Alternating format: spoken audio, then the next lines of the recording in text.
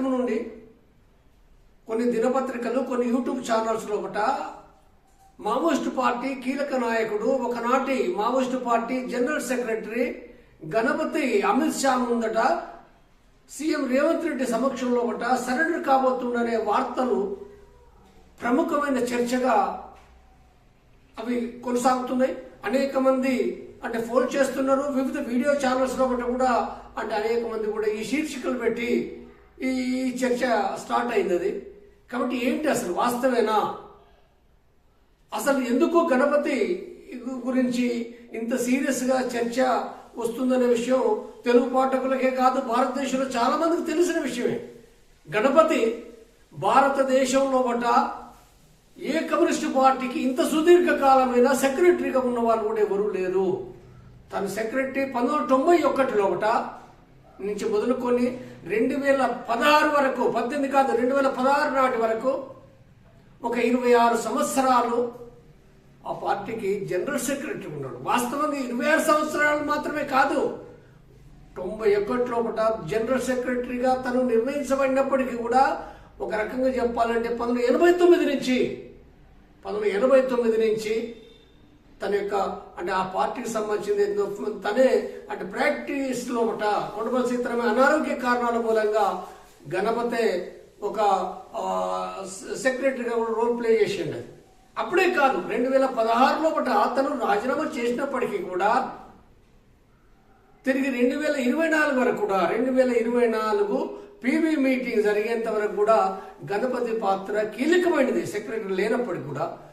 ఒక సుదీర్ఘ కాలం ఆ పార్టీ ఈనాడు భారతదేశంలో ఒక ప్రముఖమైన సాయుధ పోరాట పార్టీగా కొనసాగడానికి ఒక కారణం ఏంటంటే ఒక రెండో పర్సన్ గా గణపతి. మొదటి పర్సన్ ఎవరనుకుంటే ఈ దేశంలో కొండపల్లి సీతారామయ్య.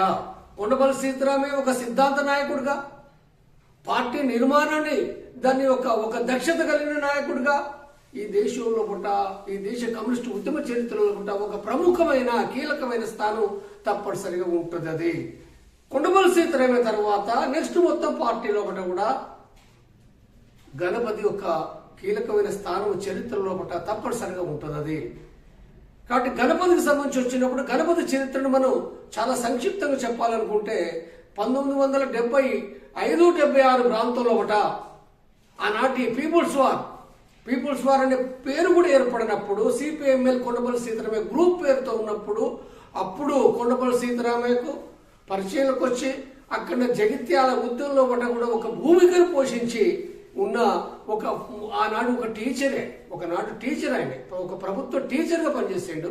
ఒక మధ్యతరగతి కుటుంబం నుంచి వచ్చిన వ్యక్తి, భూస్వామి కుటుంబం కాదది, ఆయన మధ్యతరగతి కుటుంబం నుంచి వచ్చిండు.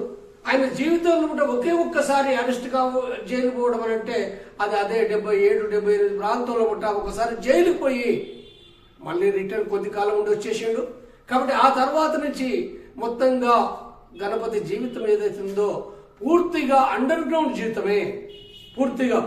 పూర్తిగా అప్పటి నుండి ఇప్పటి వరకు కూడా సుమారుగా ఒక 50 సంవత్సరాల అండర్ గ్రౌండ్ జీవితం అనేది గడపడం జరిగింది. అప్పటి నుండి మొదటగా ఒక ఆర్గనైజర్ గా లచ్చిరెడ్డి పేరుతో కొనసాగిండు. ఆ తర్వాత వేరు పేర్లతో కూడా ఇప్పటి వరకు కూడా కొనసాగినప్పటికీ ఒక ప్రముఖమైన పేరుగా లాస్ట్ కు గణపతి పేరు అనేది ఒక ప్రాచుర్యంలోకి వచ్చింది. కానీ ఆయన గణపతి ప్రస్థానం చూస్తే ఒక ఆర్గనైజర్ నుండి ఒక కరీంనగర్ జిల్లా కమిటీ మెంబర్ గా, కరీంనగర్ జిల్లా సెక్రటరీగా, ఆ తర్వాత ఉత్తర తెలంగాణకు సంబంధించిన ఒక రీజనల్ సెక్రటరీగా, ఒక ఆంధ్రప్రదేశ్ రాష్ట్రం కింద ఉన్న ఒక ప్రముఖమైన ఒక రీజన్ గా ఉత్తర తెలంగాణ ఉంటే ఆ రీజనల్ సెక్రటరీగా గణపతి పనిచేసిండు. తర్వాత తిరిగి ఆ తర్వాత ఏంటంటే ఒక స్టేట్ సెక్రటరీ అయిండు.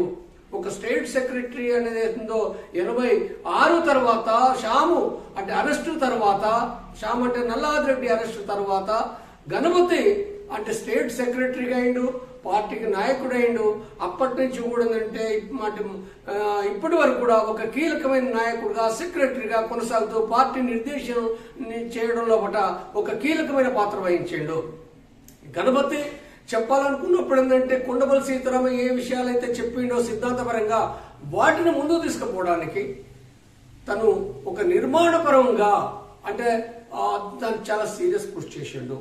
తర్వాత అయితే సిద్ధాంత విషయంలో పట తనొక వాటి యొక్క అన్వయింపు చేయడంలో పట కానీ లేక వాటిని మెరుగుపరచడంలో పట కానీ గణపతి పాత్ర ఉన్నది. వివిధ విషయాలు ఉన్నది. ముఖ్యంగా చెప్పాలంటే ఇప్పుడు కులం సమస్య ఉంది. కులం సమస్య గురించి కూడా వాటి కొండపల్లి సీతారామ ఏదైతే ఫౌండేషన్ అయితే వేసిండో కులం సమస్య విషయంలో కూడా, కాబట్టి దానిని ముందు తీసుకుపోయే దాంట్లో బట్టి కూడా అనేకమైన డాక్యుమెంట్స్ సర్క్యులర్స్ రాయడంలో బట్టి కూడా తన యొక్క భూమిక ఉంది. అయితే ఇప్పుడు పాఠకులకు ఇప్పుడు చాలా మందికి ఏంటంటే మావోయిస్టు పార్టీ కులం గురించి ఏం మాట్లాడిందనే విషయాలు కూడా చాలా మందికి తెలియదు. వాస్తవంగా చెప్పాలంటే ఏంటంటే కులం గురించి ఈ దేశంలో బట కులం అనేది కూడా అంటే అది ఏ రకంగా కుల అణచివేతకు వ్యతిరేకంగా ఎట్లా పోరాడాలన్న విషయం ఏందో పీపుల్స్ వారు చారిత్రకంగా చాలా విషయం వివరించింది, మావోయిస్టు పార్టీ వివరించింది. అయితే అది నిర్బంధ కారణం మూలంగా నిషేధ కారణం మూలంగా తన యొక్క డాక్యుమెంట్ అవగాహనను ఏదైతుందో అది ప్రజానీకులకు తీసుకుపోలేకపోవడం మూలంగా కూడా మావోయిస్టు పార్టీ కూడా ఈ సమాజంలో కూడా కుల నిర్మూలన కోసము ఎంత కృషి చేసిందనే విషయంలో కూడా అనేక మంది సందేహాలు ఉండొచ్చు కాక, కానీ తప్పనిసరిగా ఆ విషయాలన్నీ కూడా ఆ చరిత్ర ఏదైతుందో ఎవరు తీసేయలేరు. అది తప్పనిసరిగా వాళ్ళు ముందు చెప్పొచ్చు. కాబట్టి గణపతికి సంబంధించింది ఏదో ఒక కులమైనదే కాదు, లేదా జనతల సర్కారు విషయంలో పట్ల కానీ వివిధ విషయాల్లో పట్ల కూడా ఆ సిద్ధాంతపరమైన భూమికలు ఉన్నాయి, నిర్మాణపరమైన భూమిక ఉంది. అంటే గణపతిని అర్థం చేసుకోవాలంటే ఒక 26 సంవత్సరాల కాలంలో పట్ల కూడా పార్టీ చీలిపోకుండా కూడా వ్యక్తులు పోయినరు, అది వేరే విషయం. అది కానీ ఏమైనప్పటికీ కూడా ఏంటంటే పార్టీ చీలిపోకుండా వివిధ రాష్ట్రాల్లో ఉన్న ఉద్యమాన్ని విస్తరిస్తూ వివిధ పార్టీలు ఒక ఎంసీసీ పార్టీ కాదు, ఎంసీ పార్టీ ఐక్యమైంది, పార్టీ యూనిటీ ఐక్యమైంది, నక్సల్బరీ ఒక గ్రూప్ ఐక్యమైంది, ఇంకా అనేకమైన చిన్న చిన్న సంస్థలు కొన్ని పెద్ద సంస్థలు కూడా మావోయిస్టు పార్టీలో ఒకట అంటే ఐక్యం కావడంలో ఒకటి కూడా గణపతి యొక్క పాత్ర చాలా కీలకమైనది. అది భారతదేశంలో ఒక సాయుధ పోరాటాన్ని ఒక ఎత్తుకు ముందు తీసుకుపోవడంలో ఒకట అంటే ఒకనాడు 90 కంటే ముందు సాయుధ పోరాటం అనేది చాలా బలహీనంగా అంటే చనిపోవడమే జరిగింది. 1-2 రియాక్షన్లు తప్ప ఏమీ లేవు. కానీ అలాంటి దాన్ని కూడా అంటే గెరిల్లా సైన్యాన్ని నిర్మాణం చేసి దాన్ని ఒక రెగ్యులర్ ఆర్మీగా డెవలప్ చేయడంలో ఒకట లేదా యుద్ధ చర్యలు కొనసాగించడంలో ఒకట ఒక భూమికి ఏదైతుందో గణపతి యొక్క పాత్ర కూడా కీలకమైనది. కాబట్టి ఇక్కడ మొత్తంగా గమనించినప్పుడు గణపతి ఏదైతుందో గణపతి పాత్రకు సంబంధించింది అంటే చాలా దేశంలో కూడా అనేక విషయాల్లో అనేక కోణాల్లో కూడా చర్చించబడే విషయం. అది ఇప్పుడు ఇక్కడ అంటే గణపతి ఏదైతే ఇప్పుడు అంటే లీగల్ అవుతుందనేది ఉందో ఈ చర్చ లీగల్ అంటే కూడా నేను మరొక సందర్భం చెప్పేది ఏంటంటే వాస్తవంగా మావోయిస్టు పార్టీ సాయుధ పోరాటాన్ని అంటే ఇప్పుడు అది అంటే అది ఒక పద్ధతిలో పట్ట ఒక క్రమ పద్ధతిలో పట్ట సాయుధ పోరాట విరమణ ఐక్యంగా విరమించవలసి ఉండే. ఈ విరమించడానికి సంబంధించి కూడా శాంతి చర్చల కమిటీ నాయకత్వంలో పట 2025 మార్చిలో పట ఏదైతే ప్రారంభించినమో కానీ దురదృష్టవశాత్తు అది జరగలేదు. ఆ శాంతి చర్చలు జరిగి అది ఒక పద్ధతిలో పట్ట పార్టీ సాయుధ పోరాట విరమణ చేస్తే అదొక మావోయిస్టు పార్టీగా ఈ దేశంలో పట తిరిగి మరొక సాయుధ పోరాటాన్ని వదిలివేసి ఒక లీగల్ పార్టీగా ప్రజానీకంలో ఒక కొత్త చరిత్రను కూడా రచించడానికి అది ఉపయోగపడేది ఉండే. కానీ అది జరగలేదు. సరే, అది ఆ సమీక్షమైనప్పటికీ ఇప్పుడు అనేక మంది మావోయిస్టు నాయకులు ముఖ్యంగా సోను, పల్లోజుల వేణుగోపాలరావు, ఆశన్న, రామ్దేవ్ ముగ్గురు సీసీ మెంబర్లు, వాళ్ళతో పాటుగా విడివిడిగా కూడా సీసీ మెంబర్లు అంటే చంద్రన్న తర్వాత కూడా దేవ్జీ, తర్వాత మల్లారాజరెడ్డి అంటే వీళ్ళు కూడా సీసీ మెంబర్లు. వేరువేరుగా వచ్చిన విషయాలు కూడా పాఠకులకు తెలిసిన విషయమే. వీళ్ళు సీసీ మెంబర్లే కాకుండా కూడా అనేక మంది రాష్ట్ర కమిటీ మెంబర్లు, జిల్లా కమిటీ మెంబర్లు, పార్టీ సభ్యులు వందలాది మంది కూడా వీళ్ళు సాయుధ పోరాటాన్ని వదిలేసి వచ్చిండ్రు. కాబట్టి మొత్తంగా చూసినప్పుడు నా దృష్టిలో ఒక కమ్యూనిస్టుగా నేను అర్థం చేసుకున్న మార్గం ప్రకారంగా కమ్యూనిస్టు జీవితాన్ని అవలంబించిన వాళ్ళు, సుదీర్ఘకాలం ఆచరించిన వాళ్ళు అంత సులభంగా ఎవరు కూడా డబ్బుల కోసము వస్తారని చెప్పేది అవి చాలా తప్పుడు మాటలు. డబ్బుల కోసం, పునరావాసం కోసము అనేది చాలా తప్పుడు మాటలు. నేను ఈ విషయాలు అనేక సందర్భాలు చెప్పిన నేను. కాబట్టి వాళ్ళపైన జరుగుతున్న ప్రచారం ఏతుందో నా దృష్టిలో ఒక దుర్మార్గమైన ప్రచారమే తప్ప మరొకటి కాదు. సరే, అయితే అందులో విషయాలు చర్చించవచ్చు. కానీ ఎవరు కూడా డబ్బులకు ఆశపడరు. డబ్బులు మాత్రమే కాదు, ప్రాణాలు కూడా ఆశపడరు. ప్రాణాలనేది అనేక యుద్ధాలు పాల్గొన్నలకు ఇప్పుడు ప్రాణభయం ఏంటిది? ఏ ప్రాణభయంతో వస్తారు వాళ్ళు? ఆనాడు లేని 50 ఏళ్ళ కాంచి లేని ప్రాణభయం ఇవాళ ప్రాణభయం అనేది తప్పుడు మాట.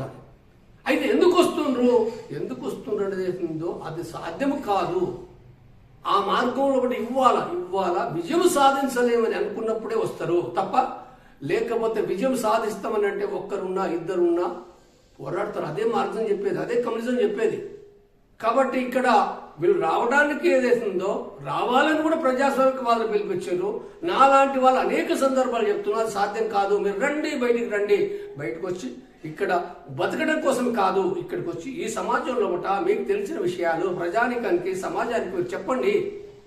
మీరు చెప్పడం ద్వారా దానికి చాలా విలువ ఉంటుంది అనేది ఏదో వాస్తవంగా ఉంటుంది కూడా. వాళ్ళు ఇప్పుడు గణపతి తీవ్రమైన అనారోగ్యం ఉండవచ్చుగాక, ఉన్నప్పటికీ కూడా గణపతి చెప్పే మాటలకు చాలా సమాజం విలువ ఇస్తుంది. దేవ్జీ చెప్పే మాటలకు విలువ ఇస్తుంది, సోను చెప్పే మాటలకు విలువ ఇస్తుంది, ఆశన చెప్పే మాటలకు విలువ ఇస్తుంది, రామ్దేవ్ చెప్పే మాటలకు విలువ ఇస్తుంది, మల్లారాజు చెప్పే మాటలకు విలువ ఇస్తుంది. వివిధ ఎవరైనప్పటికీ కూడా ఎవరైతే మావోయిస్ట్ పార్టీ నుంచి వస్తుందో వాళ్ళు తప్పనిసరిగా చాలా మంది కూడా ఏంటంటే తిరిగి వాళ్ళ యొక్క ఈ లీగల్ చట్టంలో ప్రజల కోసం పనిచేయడం అనేది ఆలోచించాలనేది మనం ఎవరైనా విజ్ఞప్తి చేయాలి. గణపతి ఇవాళ ఎంత అనారోగ్యం ఉన్నప్పటికీ కూడా ఏంటంటే తను ఈ ప్రజానికానికి ఏంటంటే తను ఉపయోగపడే విషయాలే చెప్పడం అనేది జరుగుతుంది. అది తప్పనిసరి నా బలమైన విశ్వాసం అది. కాబట్టి ఈ సందర్భంగా కూడా నేను అంటే గణపతితో పాటుగా ఎవరైతే ఇంకా అందరికీ కూడా నేను స్వాగతం చెప్తున్నా, సమాజం కూడా స్వాగతం చెప్తుంది. కాబట్టి గణపతి వాస్తవంగా రేపు అంటే ఏ రకంగా జరుగుతుందో దాన్ని బట్టి కూడా ఏంటంటే వాటిని బట్టి కూడా మళ్ళీ మనం మరొక సందర్భంలో మాట్లాడుకుందాం.